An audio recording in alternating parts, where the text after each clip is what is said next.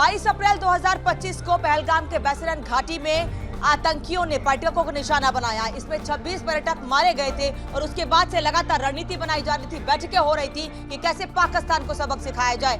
यही वजह है कि पाकिस्तान में आतंकी कैंप को निशाना बनाया गया है। वो आतंकी जिन्होंने भारत में पर्यटकों को निशाना बनाया और इसके पहले भी कई आतंकी घटनाओं को अंजाम दिया, घुसकर आतंकी कैंप को नष्ट किए गए हैं। बता दें आपको कि इस हमले में सिर्फ आतंकी कैंप को ही नुकसान पहुंचा है।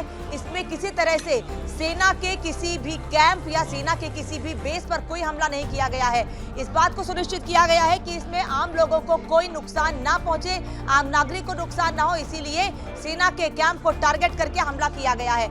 आज प्रेस कॉन्फ्रेंस की गई है विदेश मंत्रालय की ओर से भी और सेना की ओर से भी। ये बताया गया है कि किन किन जगहों पर कैसे टारगेट किया गया है। सैटेलाइट इमेज जारी की गई है, तस्वीरें जारी की गई हैं, जिसमें साफ दिख रहा है कि कैसे टारगेट करके उन जगहों पर हमला किया गया है जहां पर सेना जिन आतंकियों को प्रशिक्षण दे रही थी उन आतंकियों के ठिकाने थे।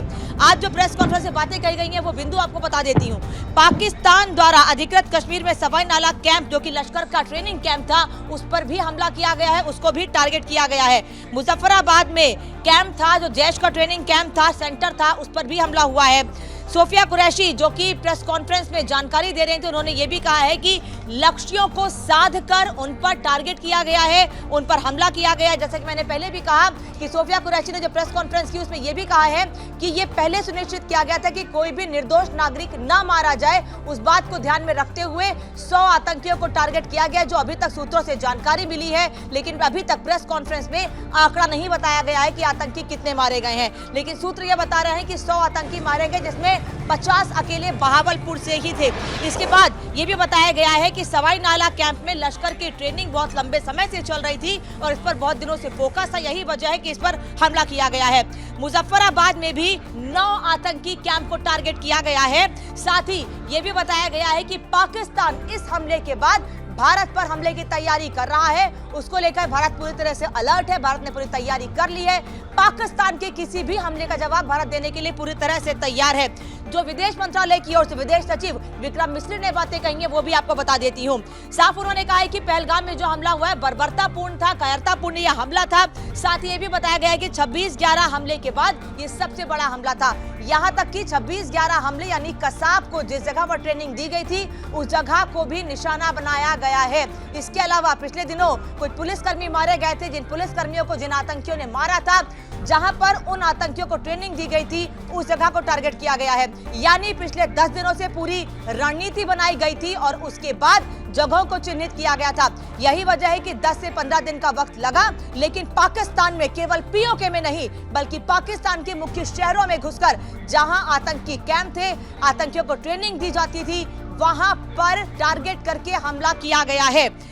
परिवार वालों के सामने गोली मारी गई थी, यह भी साफ कहा गया है। पहलगाम में हमने देखा था कि कैसे महिलाओं के सामने उनके पति को धर्म पूछकर गोली मारी गई थी और उसी का बदला लिया गया है। आज प्रेस कॉन्फ्रेंस में विक्रम मिश्री विदेश सचिव ने इस बात का जिक्र भी किया है कि जिन लोगों ने जिस तरह से धर्म पूछकर मारा गया था, उसी तरीके से पाकिस्तान में घुसकर उन लोगों पर अटैक किया गया है जो धर्म के नाम पर हिंसा करते हैं, जो धर्म के नाम पर लोगों को बांटने की कोशिश करते हैं। आज वहीं घुसकर घर में उनके हमला किया गया है।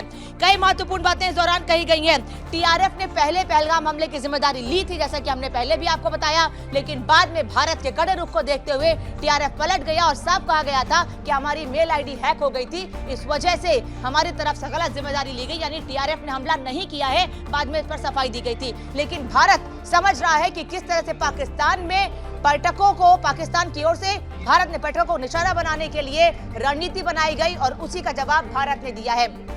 आज विदेश सचिव विक्रम मिश्री ने कई महत्वपूर्ण बातें कही। उनका कहना है कि पिछले साल अकेले कश्मीर की अगर बात करें तो 2.5 करोड़ से ज्यादा पर्यटक वहां पर पहुंचे थे और यही बात पाकिस्तान को नागवार थी। इसी वजह से पाकिस्तान में टूरिस्ट को निशाना बनाया गया, जिससे जो टूरिस्ट वहां पर बड़ी संख्या में केवल भारत से नहीं बल्कि दुनिया भर से आ रहे हैं, उनमें एक डर पहुंचे। इसी वजह से वहां इस बार टूरिस्ट को निशाना बनाया गया है, क्योंकि कश्मीर में इससे पहले पर्यटकों को निशाना नहीं बनाया गया था। लेकिन एक डर पहुंचाने के लिए और जिस तरह से कश्मीर पटरी पर लौट रहा था, कश्मीर का विकास हो रहा था, इस वजह से कश्मीर में टूरिस्ट को टारगेट किया गया। गया है। और उसी तरीके से पाकिस्तान में घुसकर, चाहे वो मुरीद के हो, बहावलपुर हो या दूसरे इलाके हो, तमाम आतंकी कैंप को टारगेट करके कुल 9 आतंकी ठिकानों पर हमला किया गया है। और पाकिस्तान कितनी भी तैयारी कर ले, पाकिस्तान के हर हमले का मुंहतोड़ जवाब देने के लिए भारत पूरी तरह से तैयार है। हम रणनीति बना रहे हैं, बैठकें जारी हैं और बहुत जल्द ही पाकिस्तान पर पलटवार और बड़ा किया जाएगा। क्योंकि जब से भारत ने पाकिस्तान पर